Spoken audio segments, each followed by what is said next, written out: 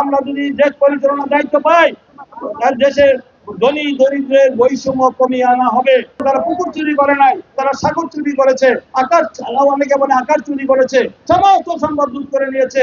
আজকে দেশে যে মানুষ দরিদ্র সীমা নিচে চলে গিয়েছে, আজকে যে রিপোর্ট আসছে যে এক তৃতীয়াংশ জনগণ দরিদ্র ঝুঁকিতে রয়েছে।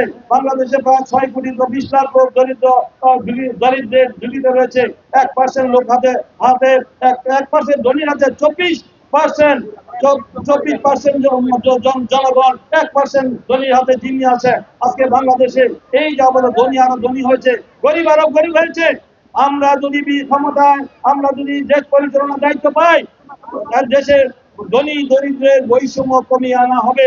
আমাদের মহিলারা না খেয়ে থাকবে না, তারা আর কষ্ট করতে হবে না, তাদের ছেলেমেয়েরা উচ্চ শিক্ষা পাবে। হার্টের যত্নে বিশ্বসেরা ক্যানোলা তেল এখন বাংলাদেশে। আমরা যা জানি যে যে জাতি যত শিক্ষিত সে জাতি তত উন্নত।